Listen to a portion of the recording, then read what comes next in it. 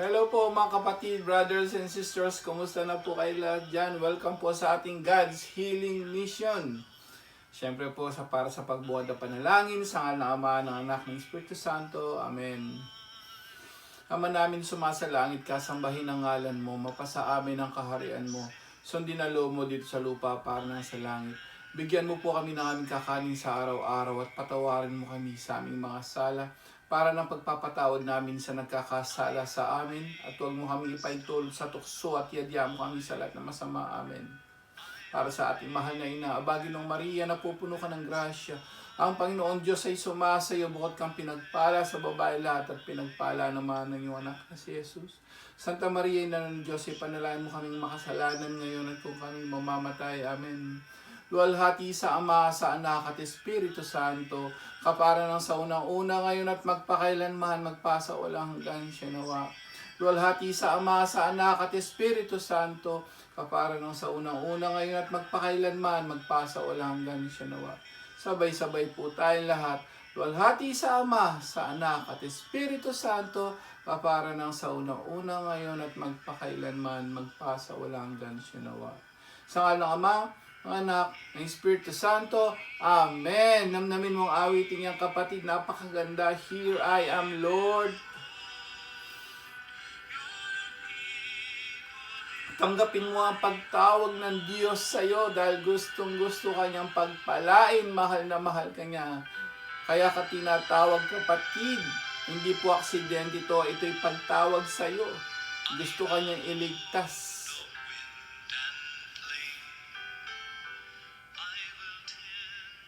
Ayan, palakpakan po natin si Lord. Yan, ayan. Hello! Yan, hi! Good morning, good afternoon, or good evening. San man sulok kayo ng mundo na nararating ng vlog na to. Lagi ko nga sinasabi, pag kayo na-bless po, sa dami ng mga nalaman natin dito, i-share nyo po yung mga kaligtasan na galing sa ating banal na kasulatan. Amen? I-share nyo po. Please like and share this and mag-subscribe po kayo para mas maging updated kayo sa lahat ng mga video natin, ng mga bagong video natin. Click the bell button and the notification bell. Amen? Welcome po muli sa ating God's Healing Mission. Ano ba yung mission natin? Mission ni Lord God para sa ating lahat? Mission to heal, to protect, and to save people. At ang pinakapuso nito ay yung kaligtasan. Yung pong lahat po tayo pagdating ni Jesus sa second coming of Christ. Lahat po tayo sana po ay makapasok sa buhay na walang hanggan na kasama ni Jesus. Amen! Palakpakan po natin si Lord. Pero sabi nga, hindi yan makukumpleto po ha. Kailangan, hindi lang po tayo nakikinig, hindi lang po kayo nagsisimba, hindi lang po kayo nagbabasa, kailangan din po ng aksyon, kailangan mo ng pagsisisi, pagpapakabanal, paglilingkod sa Diyos, sa kapwa, at sa buong mong pamilya. Amen? Ito po muli ang yung lingkod, the servant of God, lingkod ng Diyos, si Brother Angel Santos, your Catholic Church Defender, Catholic Charismatic Bible Preacher po, at ngayon dito po sa internet nyo, ayan, nakikita nyo, may gawain na po tayo dito mismo sa cellphone mo. Amen! So wala na tayong excuse ngayon na walang gawain, wala tayong charismatic, no? Ito po ay munting charismatic mismo dito sa internet natin. Amen! Ayan, palakpakan po muna natin si Lord. Ayan, handa na po ba kayo sa ating next topic? Ang ganda ng topic natin ngayon. Ayan, ito po yung maraming tinutuligsa ng mga ibang sekta. 42,000 na ibang sekta. Hello?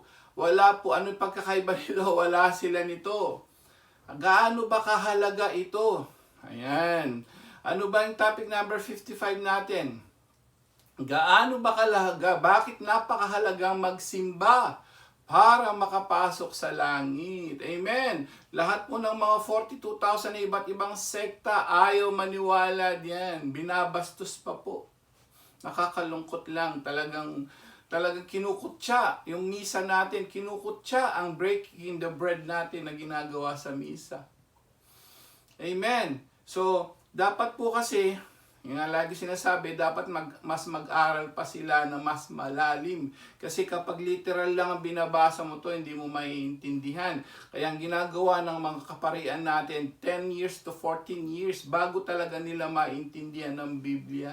So ang mahirap, pag nagbasa, hindi naiintindihan, ano yung misa niyan, wala naman sa Biblia. So tinutuligsa po ang misa. Tinutuligsa nila yung Holy Eucharistic Celebration. Hindi nila alam gaano ba ito kahalaga sa kaligtasan ng tao. Wala silang idea. Ngayon, malalaman natin ayon sa simbahan at ayon sa Biblia po. Malalaman mo, kapatid, sabi ko nga, i-share mo to sa lahat ng mga tao, lalo na yung mga ibang sekta. I-share mo to sa kanila para malaman gaano ba kahalaga ito. Ang pagsisimba natin pag atin ng misa para sa ating kaligtasan or para makapasok sa langit. Ready na po ba kayo? Hello! Amen ba? So yan. Siguro nag-iisip tayo, o nga, no? Pasimba ng pasimba. Ano ba mapapala natin diyan? Di po ba? So, ready na ba kayo? Please, sabi ko nga, i-ready nyo na ba ang pen and paper nyo? Ililista natin ayon sa simbahan at ayon mismo sa Biblia. Ayon po sa Biblia, ulitin ko, mag-aaral po tayo. Hindi ko po opinion to. Ito po ay ayon sa aral ng Diyos na nasa Biblia mismo. Amen! So, gaano ba kahalaga talaga? Umpisahan na natin. Ano ba talaga ang sinasabi ng Biblia tungkol dito? Una, ano ba yung Holy Eucharistic Celebration? Ano ba yung misa? Ayon sa mga kaparian po natin, theologians, ang ibig sabihin ng misa is breaking the bread. Okay? So please listen. Kaya sabi ko, lahat po ng mga maganda kasi na mapag-aralan to dahil po yung mga, lalo na mga anak nyo ngayon, mga kapatid nyo, kung sino man yan, yayain nyo na sa video ito na mag-aral. Napakahalaga po kasi dito para pag kayo naman ang natanong ng mga ibang sekta o kung sino man kahit kapwa Katoliko, bakit ka nagsisimba? So ngayon, malalaman mo ngayon ang sagot. Amen. So kailangan mo mag-aral kasi yung ginagawa mo, kailangan alam mo kung bakit mo yan ginagawa. Marami sa ating Katoliko nagsisimba, hindi nila alam kung bakit. Hello? Amen ba? So ngayon, malalaman natin. So please, sabi ko nga, iyayain nyo na yung mga kaibigan nyo, yung mga anak nyo, apo nyo. Iyayain nyo na ngayon, umpisahan na natin. Biblical verse tayo, baka sabihin naman ng ibang sekta, wala daw sa Biblia. Tignan natin kung wala nga sa Biblia, yung sinasabi ni Father. Mateo 26, chapter 26, verse 26 to 28. Umpisa na pala nga, tignan natin. Ito po nung bago siya mamatay, tingnan, di po ba yung tinatawag na Last Supper? Ito mismo ay nagtipon-tipon ng mga disipulo. Tinipon ni Jesus ng huling hapunan to. Nasa Biblia po yung sinasabi, tingnan natin. At bakit niya kailangan gawin to? Tayo lahat, ano hinabili ni Jesus? Habilin po nito bago siya umakyat. Ano sabi rito? Malinaw po. Samantalang sila'y kumakain, dumampot ng tinapay si Jesus. At matapos magpasalamat sa Diyos, kanyang pinagpira-piraso at ibinigay sa mga alagad. Kanin niyo ito at kunin ninyo ito at kanin. Ito ang aking katawan, wika niya. Hinawakan niya ang saro, nagpasalamat sa Diyos at ibinigay sa kanila. Uminom kayong lahat nito, sabi niya, sapagkat, pakinggan niyo po ito ang dugo ng tipan. Sapagkat, uulitin ko, ito ang dugo ng tipan, ang aking dugo na mabubuhos dahil sa marami. Bakit? Sa ikapagpapatawad daw ng mga kasalanan. Ang salita ng Diyos. Salamat sa Diyos. Palakpakan natin si Lord. Bakit ka nagsisimba? Habilin ni Jesus daw. Dahil ito pala ay pakikipagtipan ni Jesus sa atin. At ito ay para sa pagpapatawad ng mga kasalanan natin lahat, brothers and sisters. Amen! Palakpakan natin si Lord. Yan. Ano pa yung nakikita? Ano pa ba yung nasa misa? Brothers, di ba umaawit tayo, kumakain ng tinapay, bilang tipan, bilang katawan ni Kristo. Sabi niya, ito ang aking katawan. Okay? So, nakikipagtipan ka, kinakain mo yung katawan niya, pwede ba yun? Yes. Diyos siya, pwede niyang gawing katawan ang ostya niyan. Amen. Ngayon, ano ba ginagawa pa natin sa misa? Maliban doon sa ostya, mabuting balita, di ba, liturgy of the word, liturgy of the Eucharist, ano pa ginagawa natin? Di ba, umaawit tayo? Tingnan natin, meron ba sa Biblia yan? Yung umaawit-awit pa yan sa misa? Tingnan po natin, Marcos 14, chapter 14, verse, tingnan natin sa 22 to 26. Ang kukunin ko na lang po yung 26. At pagkatapos nito, sabi rito, sinasabi ko sa inyo, hindi na ako iinom ng alak na mula sa ubas hanggang sa araw ng iinumin ko ang bagong alak sa kaharian ng Diyos. Ito po kadugtong lang nung Last Supper na habilin niya. Nung pagkatapos ng Last Supper, kumain, uminom ng saro. Anong ginawa? Sabi rito sa 26, umawit sila ng isang himno at pagkatapos nagtungo sa bundok ng mga olibo ang salita ng Diyos. Umawit kaya pala papuri sa Diyos. May awitan sa misa? Wala. Mayroon po. Nasa Biblia pala. Amen. Palakpakan natin si Lord. Actually po, ayon sa ating simbahan, ang pinakaunang-unang misa sa buong mundo, yung pong ginawa ni Jesus. Ito po yung Last Supper niya. Ito po yung tinatawag nating Eucharistic celebrations or Thanksgiving celebrations or Last Supper. Ito yung unang-unang misang ginawa. Hinabilin niya, gawin niyo ito. Kasi mapaparasahan, mamamatay, akit na po siya sa langit. Pag akit naman niya sa langit, mga brothers and sisters, meron pa bang mga apostol na gumawa nito? Actually, si San Pablo po, wala na si Jesus. Nagpakita lang si Jesus kay San Pablo, umakit na sa langit. Ano ba sinabi ni San Pablo? Hinabilin ba? Wala na po si Jesus, nagpakita lang. Anong habilin po ni Jesus kay San Pablo? 1 Corinthians chapter 11, verse 23 to 25. Uulitin ko, 1 Corinto chapter 11, verse 23 to 25. Basahin po natin at tingnan natin. Ayan, kala po ng ibang mga sekta, wala po to sa wala po, ayan po, malinaw. Si Jesus, doon sa aklat ni Marcos, Mateo, mayroon, nasa Biblia. San Pablo ba? Mayroon ba sa unang Korinto? Sulat niya sa mga taga-Korinto. Hindi original po na apostol si San Pablo. Ano sabi niya rito? Ito ang aral na tinanggap ko sa Panginoon. Tinanggap daw niya kay Jesus kahit nasa langit na. Ibinigay ko naman sa inyo. Ayan. Ang Panginoong Hesus nung gabing yun, ipinagkanulo at dumampot ng tinapay. Nagpasalamat. Parehong-pareho po ang sinasabi nito ni San Pablo. Nasa Biblia po lahat to At pinagpira-piraso ito at sinabi itong aking katawan na inihandog sa inyo. Gawin niyo ito bilang pag-ala-ala sa akin ang salita ng Diyos. Salamat sa Diyos. Palakpakan natin si Lord. Ilan na nagsabi? Hello, Mateo, aklat ni Mateo, aklat ni Marcos, ayan, si San Pablo. Malinaw po ba? Nasa Biblia, wala. Nasa Biblia po, habilin ni Jesus sa mga disipulo niya. Kasama na si San Pablo, kahit nga wala siya nung hapunan na yun. Di po ba? Ngayon dito, ipinaliwanag ni San Pablo. Okay? Pero bakit? Ngayon, ang tanong ng mga ibang sekta po, tignan nyo, pakinggan nyo mabuti ito. Ang sabi ng ibang mga ngaral dyan na narinig ko, ito daw ay hindi daw tinapay. Ito daw ay spirito. So, wag daw tayong gagawa na magsubo ng mga tinapay na walang libadura. Mali daw po yun. Hello? Ang problema sa kanila, hindi nila po, itong mangyayari, hindi nila binabasa pag nag-explain sila tungkol sa misa. Pag tinanong itong ibang sekta nating kapatid, ang gagawin nila, ini-skip nila itong mga to.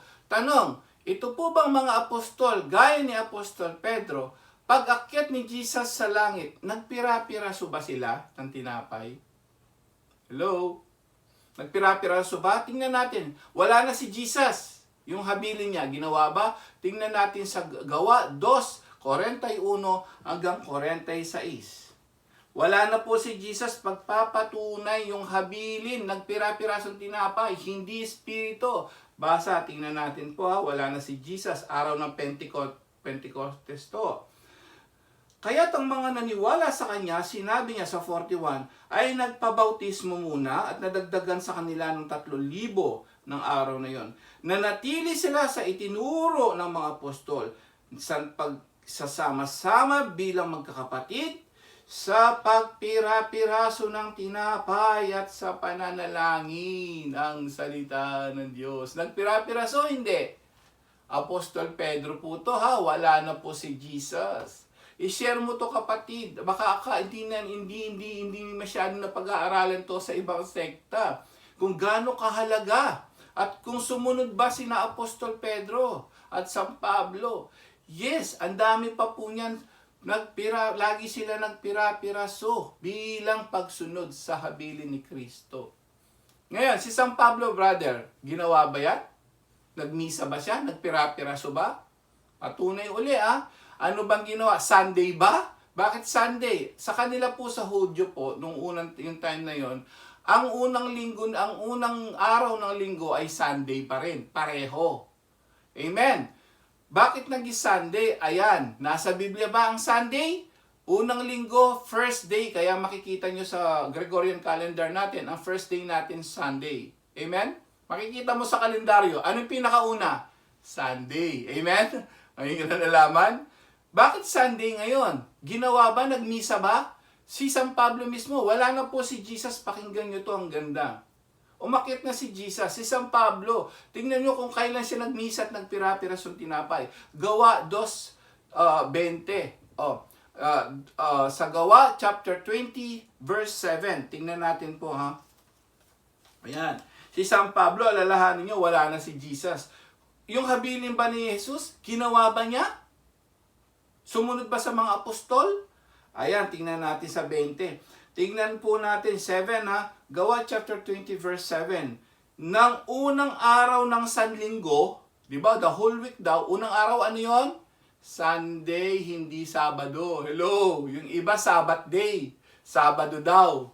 Anong ginawa? Sa kailan nagmisa?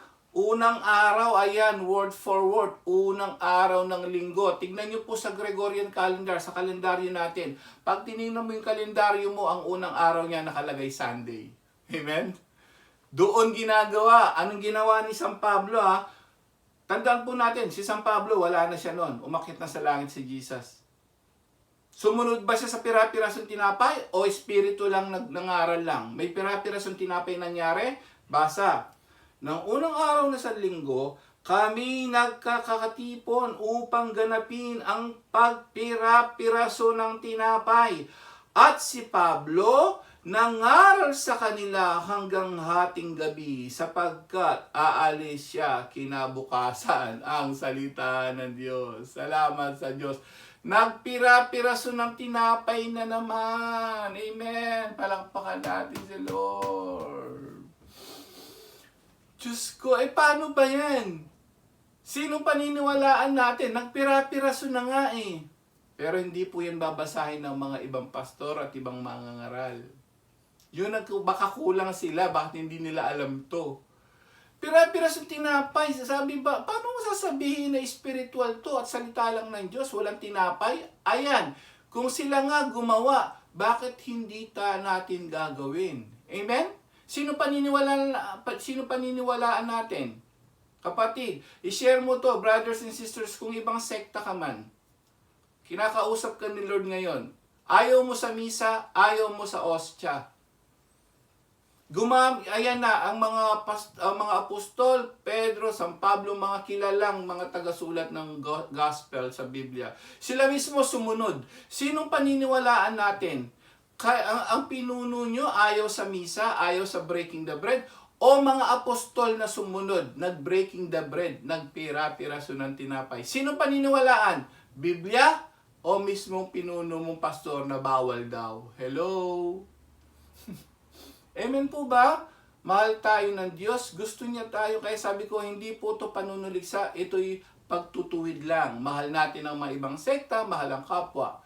Pero yung aral nila ang kailangan natin pong ituwid para maraming maligtas. Amen? Palakpakan natin si Lord. May dahilan Si San Pablo po may sinabi mismo, alam niyo po ba yon? Bakit kailangan gawin yon? Binanggit ni San Pablo, unang Korinto chapter 10 verse 14 to 17. Tingnan natin, may binanggit po kasi pakinggan niyo, napakagandang pag-aaral nito. Malalaman mo lahat, bakit ka nagsisimba, anong connection sa kaligtasan para makapasok sa langit. Bakit? Ito na yung sagot.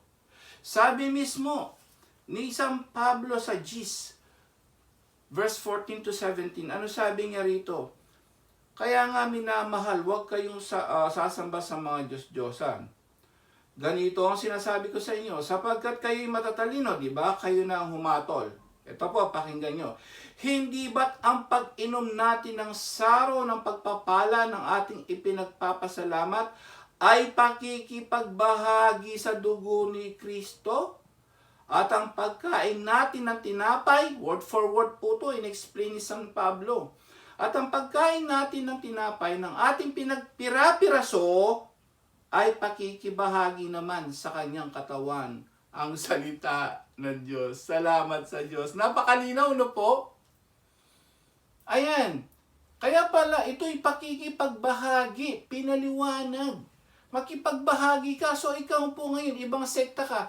Brothers and sisters, delikado po. Hindi ka nakikipagbahagi kung wala kang breaking of the bread dyan sa mismong relihiyon mo ngayon. Amen? Sino lang gumagawa nito? Katoliko lang ang sumusunod dito ngayon. Amen? Palakpakan natin po si Lord. Napakalinaw explanation yan. Ito'y pakipagbahagi. Ngayon, may tanong namang iba. Bakit saro, dugo? Bakit daw puro tinapay tayo? Hello? Pakinggan nyo po ito ha, paliwanag. Una pa lang nakita natin, nagpira-piraso lang ng tinapay, tama? Ito pong si San Pedro bilang pagsunod sa habilin ni Kristo. Paano yung saro? Paano yung alak bilang dugo? Ba't wala? Kasi po, pag sinabi mong tinapay, katawan ni Kristo, kasama na rin po yung dugo doon. Hello? Amen ba? Opo, kasama na po yung dugo doon. Ngayon, bakit walang red wine, walang white wine o gagamitin? Kasi nga po, siyempre, economic reason. Mahal po kasi yon. Mahal yung hindi can afford po yung simbahan natin na magpainom ng alak sa libo-libong nagsisimba. Amen ba? So pwede, kaya ang mga apostol po hindi na nag-wine. Puro pira-pirasong tinapay lang. Yun po yung dahilan. Bakit walang wine? Si Father lang ang umiinom ng wine, ng alak, dugo ni Kristo. Kasi nga po, hindi kaya sa budget. And at the same time, for hygiene purpose, isipin mo, iinumin mo kung sino-sinong iinom sa isang baso. Amen? So, economic reason po yon. May pwede? Yes, si San Pedro po. Pira-pirasong tinapay lang tsaka si San Pablo. So, pwede po yon. Tanong, nasa Biblia dapat gawin? Nasa Biblia po Amen ba? Ayan, napakaliwanag po ng ginawa natin ngayon. Ito pa yung pinakamabigat dito. Si Jesus mismo, ayan na, ang nagsabi naman. Pagkatapos yung ginawa yon, may pinaliwanag ba? Actually, before ito Ayan bago nag-Last Supper, mayroon po siyang binanggit. Kakainin mo ang kanyang katawan. 1:51. Tingnan natin sa John chapter 6 verse 51. Malinaw po rito, si Jesus na nagsabi kaya delikado. Bakit daw kailangan natin kainin ng kanyang katawan? Anong sabi rito? Sabi rito, mismo si Jesus ang nagsabi Actually before Last Supper pa po ito, pinaliwanag na niya. Ito po ang pinakamaganda ritong paliwanag ni Jesus mismo. Ibang sekta wala nito. Delikado, sabi rito, ako ang pagkaing nagbibigay buhay na bumaba mula sa langit. Mabubuhay magpakailanman ang sino mang kumain nito. At ang pagkaing ibinigay ko sa inyo, ikabubuhay ng sanlibutan ay ang aking laman, ang salita ng Diyos. Salamat sa Diyos. Palakpakan natin si Lord. Ayan. Bago niya gawin ang Last Supper, kaya po pala yung Last Supper, doon niya sinabi, ito ang aking katawan. Dugtungin mo yon. Bago mag-Last Supper, sinabi po niya yon. Ito yung delikado. Ano sabi niya? May warning po rito. Kapatid, please listen to this. May warning si Jesus kapag hindi ka nagsisimba. Warning po ito kapatid. Sabi rito sa 53. John chapter 6 verse 53. Kaya't sinabi ni Jesus, tandaan ninyo, maliban kanin ninyo ang laman ng anak ng tao at inumin ang kanyang dugo, hindi kayo magkakaroon ng buhay. Ang salita ng Diyos. Salamat sa Diyos. Palakpakan po natin si Lord. May warning po si Jesus. Napakalinaw po, no? Warning, dapat kainin mo. Kung hindi ka magkakaroon daw ng buhay. Ito matindi po rito. Ito mga disipulo niya, pakinggan niyo po mabuti ha, ito pong disipulo niya mismo noon na naakay niya. Di ba may 72 disciples, mga bago? Nung narinig ito, natakot. Akala nila cannibal. Akala nila physical. Literal na kakainin mo yung katawan niya. Yung mismo buo niyang katawan. Anong sabi rito? Mismo rito sa John chapter 6 verse 60. Malinaw po to, maraming tumalikod. Hello? Ano sabi rito?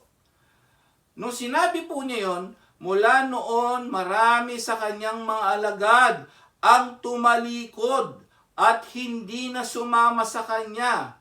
Kaya tinanong ni Jesus sa 12, ibig din ba ninyong umalis? Sumagot si Simon. Ito po yung 12. Panginoon, kanino po kami pupunta? Nasa inyo na ang mga salita nagbibigay ng buhay na walang hanggan. Ang salita ng Diyos. Salamat sa Diyos. Palakpakan natin si Lord. Malinaw po, no? Kahit sila, parang yung mga ibang sekta ngayon, pansinin nyo. Yung mga ibang sekta, hindi sila naniniwala dito. Dahil paano mo kakainin ang katawan daw ni Kristo? Yan po ay salita, sabi. May connection dun sa tinapay? Meron po, napakalinaw. Kainin nyo to. Ang sabi naman ni Jesus sa Last Supper, ito ang aking katawan na inihahandog para sa inyo. Gawin nyo ito bilang pag-ala-ala sa akin. Yun pala, nandun po sa ostya, mga brothers and sisters. Amen. Nasa ostya po, yung mismong katawan niya. Kaya ba niyang gawing katawan at dugo niya yun at espiritu niya at buhay niya? Yes, Diyos siya eh. Walang imposible. Kaya nga po sabi nga, pag binless ni Father yon, gawin mo to, gawin mo tong bilang katawan mo, yun na po yung consecration. Yun na, nagiging katawan po ni Kristo mismo yan. Amen? Palakpakan natin si Lord. May natutunan? Ayan. Yan ang sinasabi natin, mga brothers and sisters, ha? Malinaw po lahat ang ginagawa natin. Lahat po ng ginagawa natin nasa Biblia. Kaya yung sinasabi ng ibang sekta na hindi mahalaga yan, hindi mahalaga ang misa, mga brothers and sisters. Ayan po, biblical na ang nagsasabi. Ano pa ang mangyayari dito? Kaya nga dito, ipapaliwanag natin. Mamaya titignan natin ano pa ba ang mga benefits nito pag ikaw ay nagsimba. Ang maganda nito, mga brothers and sisters, dahil hindi nyo alam ito, ngayon, alam nyo na, kayong mga hindi nagsisimba, mag-isip-isip na po tayo, may panahon pa mangumpisal, magsimba na po, at alam nyo po ba, ang araw-araw na pagsisimba ay maraming benefits, lalong-lalo na po dun sa mga nagbe-blessed sacrament. Kung gusto niyo daw, sabi nga, may nagsabi nga na si St. John, sabi rito, ni St. John Bosco, ang sabi niya, always visit the Blessed Sacrament. Dahil yun po si Jesus mismo. Always visit the Blessed Sacrament. I-visit the Blessed Sacrament at please, sabi ko nga, pagka nag-visit ka, namnamin mo na yun si Jesus. Kung gusto mong gumaling sa karamdaman mo, gusto mo magka-financial blessings, kaligtasan, gumaling sa karamdaman, visit always the Blessed Sacrament or araw-araw po kayo magmisa. Ayun, nandun po ang kaligtasan at kagalingan ng karamdaman. Amen! Palakpakan natin si Lord. Ayan. Pumunta na po tayo sa healing prayer, mga kapatid, brothers and sisters. Ayan, napakabuti ng Diyos. May natutunan. Tandaan po natin na mahal kayo ni Lord God, kaya kayo nandito, kaya kayo gusto niyang malaman ang mga lihim na panukala niya dahil gusto niya kayong maligtas. Amen? So dumako na po tayo sa healing prayer or pagsisisi. Sabi ko nga, tandaan po natin kapatid, kahit anong gawin natin, kahit anong kasalanan natin, Isaiah chapter 1 verse 18, kahit gaano mang karumi, lilinisin ka ng dugo ni Kristo. Para sa lahat ng mga hindi pa nagsisimba, para sa lahat ng mga walang oras sa pagsisimba, para sa lahat ng mga ibang sektang ayaw magsimba, ayaw bumalik sa Catholic Church. Ayan na mismo ang mga ebidensya sa Biblia. Lihim na panukala na nasa Catholic Church lang po. Mga ibang sekta, tinatawag kayo ni Lord God, mahal na mahal niya kayo. Napakalinaw po kung gaano kahalaga paano makapasok sa langit ang mismong pag-attend ng misa. May pag-asa pa po sa lahat ng mga hindi pa nagsisimba o nagmimisa. Lord, patawarin mo kami. Ang mga kasalanan namin na wala kaming oras sa iyo. Lord God, salamat po sa mabuti mong balita. Ngayon nalaman namin kung gaano kahalaga ang magsimba. Patawarin mo po ang aming mga pamilya na walang oras sa iyo. Walang oras para pumunta sa misa. Walang oras para pumunta sa templo mo. Nandito po kami, Lord. Nandito po sila. Humihingi ng awat habag. Patawarin mo kami, O Lord. Patawarin mo sila. Linisin ang ang puso nila at ang kaluluwa nila. Para sila po ay maligtas. Dahil yun ang gusto natin. Patawad po, patawad Lord sa lahat ng aming mga pagkakasala. Sa isip, sa salita at sa gawa. At sa aming pagkukulang lalo na ang mga pag-attend ng misa na wala kaming oras. Patawad Lord, patawad. Ngayon po, hilingin na natin ang banal na Espiritu para sa ating kagalingan. Tawagin niyo na ang mga may karamdaman ngayong oras na to. Totoo po ang Diyos na may Diyos at totoo nagpapagaling ang Diyos. Maniwala kayo. Gumagamit siya ng mga instrumento na kagaya ko. Kagaya lang mismo ng cellphone mo yan. Pwede niya po ibigay ang kagalingan mo. Dahil for with God nothing is impossible. Ilagay mo ang kanang kamay mo sa ulo at ang kaliwang kamay sa may karamdaman, kapatid, nandito ang Diyos. Bababa ang banal na Espiritu niya. Hilingin mo na ang lahat ng makahilingan mo ngayong oras na to. Lord God, nandito po sila. Linisin mo kanilang puso at kaluluwa. Kung may masamang espiritu na nasa tahanan nila ngayon, tinatakwil kita. Sa pangalan ni Jesus, sa pangalan ni Jesus, lumayas ka sa pangalan ni Jesus. Ang kasakitan niya nidala ng mga masasamang espiritu, lumayas ka sa pangalan ni Jesus. Sa pangalan ni Jesus. At kung mga naman ang kahilingan nila para sa kanilang kamag-anak, mga anak, mga kapatid sa ibang bansa man, iligtas mo sila sa kapahamakan, O Lord God.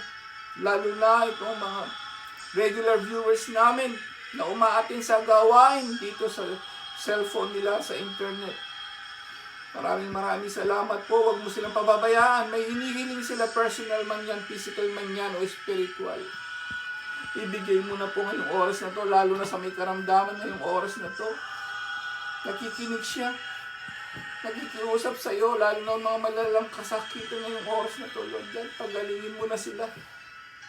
Patawarin sa kanilang mga pagkakasala. Pagalingin mo sila sa kanilang mga karamdaman. In the name of Jesus Christ of Nazareth. In the name of Jesus Christ of Nazareth. In the name of Jesus Christ of Nazareth. Be healed. Be healed. Be healed in the name of Jesus Christ of Nazareth. Hallelujah. Hallelujah. Hallelujah. Hallelujah. Hallelujah. Hallelujah. Hallelujah. Hallelujah. Hallelujah. Thank you, Lord. Thank you, Jesus. Thank you to the Holy Spirit. Dinadalangin namin ang mga kaluluwa ng mga yumao namin. Mga kamag-anak, mga kakilala. Hanguin mo lang. Hanguin mo sila sa apoy ng purgatorio, O Lord God. Kung may naramdaman ka, parang mainit, malamig. Yan po yung banal na espiritu na tinatawag ka. Gusto ka niyang pagpalain. Araw-arawin mo to, kapatid. Araw-arawin mo ang blessings ni Lord. Araw-arawin mo kung pwede magsimba at mag-rosary. At yung vlog na to, araw-araw tayong kumain ng kanyang salita at pagsimba, kumain ng yung tinapay na yan, na siya mismo yan. Siya mismo ang magpapagaling sa iyong karamdaman. Ngayon po, pasalamatan natin si Lord God. Siya mismo nagsabi, pag pinupuri mo siya, kinalulugdan niya yung mga tao, nagpupuri sa Kanya. Gusto mo ng blessings, kapatid, itaas mo yung kamay mo, huwag kang mahiya. Hindi ka pababayaan ng Diyos. Pagagalingin ka sa lahat ng iyong mga karamdaman. Ang mga tao ayaw lang nilang itaas at magpuri sa Diyos sa pagtataas ng kanilang mga kamay. Give thanks to the Lord our God. Thank you, Lord. Thank you, Jesus. Salamat po sa mga pagpapalang binibigay mo sa amin, lalong-lalo na sa buhay, sa kalakasan, sa pagkain, kinakain namin araw-araw. Pamilya nagmamahal. Thank you, Lord. Siksik-liglig, umaapaw. Kung bibilangin lang namin, napakaraming blessings, O Lord God. Hindi lang namin nalalaman, hindi lang namin binibilang. Kung bibilangin pala namin, Lord God, ang dami namin blessings kaysa dun sa mga problemang yan. Thank you, Lord. Thank you, Jesus. Salamat po sa mabuti mong balita. Salamat po sa mga karunungan na yan.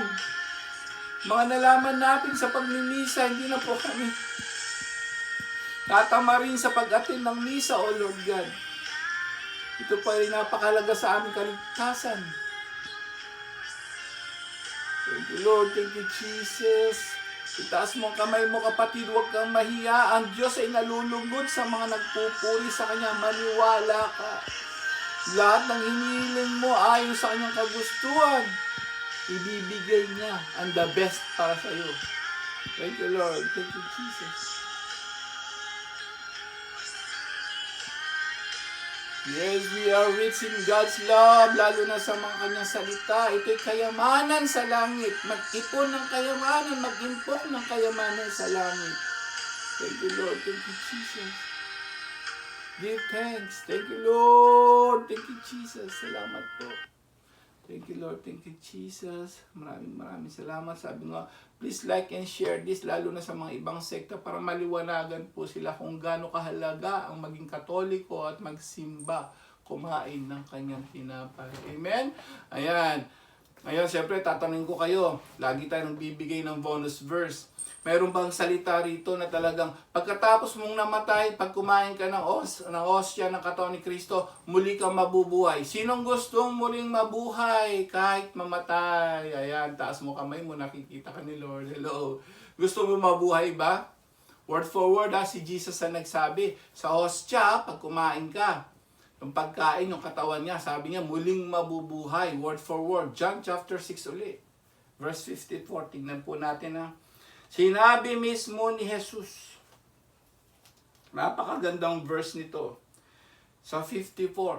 Ano sabi niya rito? Chapter 6 verse 54. Ang kumakain ng aking laman at umiinom ng aking dugo. Saan po yon? Sa misa. Ayan, malinaw po. Uulitin ko. Ang kumakain ng aking laman, yung tinapay yun, at uminom ng aking dugo, inumin mo sa pamamagitan ng saro, di po ba?